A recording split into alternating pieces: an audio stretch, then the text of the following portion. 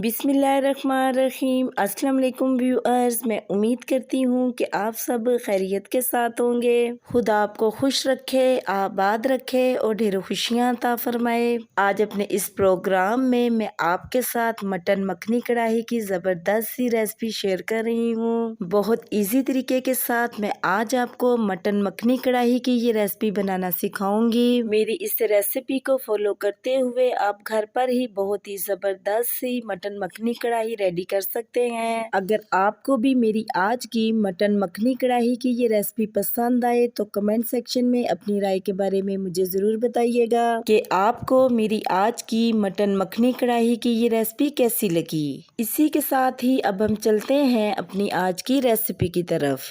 आज हम बहुत ही टेस्टी मटन मखनी कढ़ाई की रेसिपी बना रहे हैं। मटन मखनी कढ़ाई बनाने के लिए 1 kg हमने मटन लिया है। इसको पानी की मदद से अच्छे तरीके के साथ वॉश कर लिया है।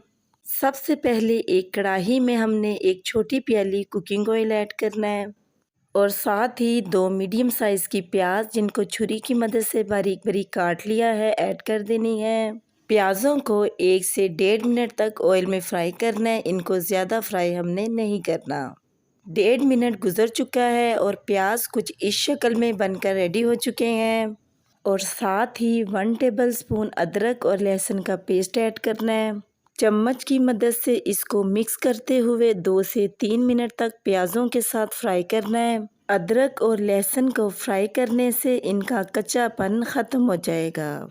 जैसे ही अदरक और लहसुन फ्राई हों इसमें हमने मटन ऐड कर देना है और चम्मच की मदद से इसको मिक्स करते हुए 6 से 7 मिनट तक मीडियम फ्लेम पे इसको फ्राई करना है। 7 मिनट गुजर चुके हैं और मटन फ्राई होकर बिल्कुल रेडी हो चुका है।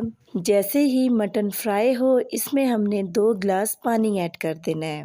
हमने इतना पानी ऐड करना है कि इसमें मटन गल जाए और साथ ही इसमें हमने 1.5 चम्मच नमक ऐड कर देना है। नमक आप अपने टेस्ट के मुताबिक कम या ज़्यादा भी ऐड कर सकते हैं। चम्मच की मदद से नमक को एक बार मिक्स कर लेना है और ढक्कन की मदद से इसको कवर करके 30 से 35 मिनट के लिए स्लो फ्लेम पे इसको पकाना है। 35 मिनट गुजर चुके हैं और मटन गल कर बिल्कुल सॉफ्ट हो चुका है और इसका पानी भी काफ़ी हद तक ड्राई हो चुका है। जैसे ही मटन का पानी ड्राई हो इसमें 2 से 3 मीडियम साइज़ के टमाटर ऐड कर देने हैं। 1.5 चम्मच इसमें रेड मिर्च का पाउडर ऐड करना है। 1/4 टेबलस्पून काली मिर्च ऐड करनी है। 1/4 टेबलस्पून हल्दी ऐड करनी है। 1 टेबलस्पून पिसा धनिया ऐड करना है।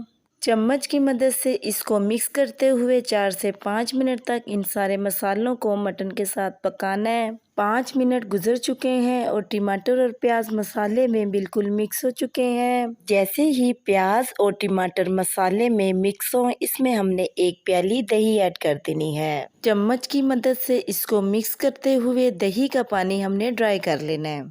5 मिनट गुजर चुके हैं और दही का पानी काफ़ी हद तक ड्राई हो चुका है। जैसे ही दही का पानी ड्राई हो इसमें 3 से 4 बारीक कटी हुई हरी मिर्चें ऐड करनी है। 3 टेबलस्पून इसमें बटर ऐड करना है।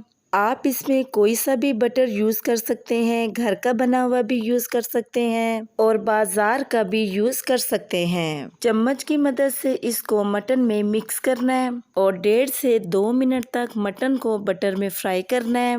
2 मिनट के बाद इसमें हमने 1 कप पानी ऐड कर देना है। चम्मच की मदद से इसको मिक्स करना है और ढक्कन की मदद से इसको कवर करके 15 मिनट के लिए स्लो फ्लेम पे इसको पकाना है। 15 मिनट गुजर चुके हैं और मटन कुछ इस शक्ल में बनकर रेडी हो चुका है। मटन का पानी भी बिल्कुल ड्राई हो चुका है और लास्ट पर इसमें 1 टेबलस्पून कसूरी मेथी ऐड करनी है। कसूरी मेथी को हाथों की मदद से हमने क्रश कर लिया है। 1/4 टेबलस्पून पिसा गरम मसाला ऐड करना है। थोड़ी सी बारीक कटी हुई हरी मिर्चें ऐड करनी है। बारीक कटा हुआ हरा धनिया ऐड करना है। चम्मच की मदद से इसको एक बार मिक्स करना है।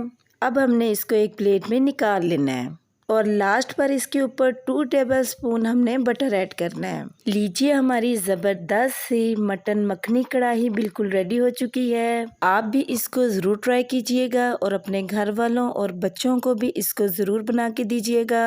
उनको भी आपकी मटन मखनी कढ़ाई की ये रेसिपी बहुत पसंद आएगी। अगर आपको भी मेरी आज की मटन मखनी कढ़ाई की ये रेसिपी पसंद आए तो कमेंट सेक्शन में अपनी राय के बारे में मुझे ज़रूर बताइएगा कि आपको मेरी आज की ये रेसिपी कैसी लगी। और साथ ही मेरे चैनल को सब्सक्राइब करना और बेल आइकन के बटन को प्रेस करना मत भूलिएगा। इससे मेरी न्यू आने वाली हर वीडियो का नोटिफिकेशन आपको आसानी मिलता रहेगा। मैं अब आपसे दोबारा मिलूंगी नेक्स्ट प्रोग्राम में एक नई रेसिपी के साथ। तब तक के लिए अपना बहुत ही ख्याल रखिएगा और मुझे अपनी दुआओं में ज़रूर याद रखिएगा। मैं अब आपसे इजाज़त चाहती हूँ। अल्लाह हाफिज़।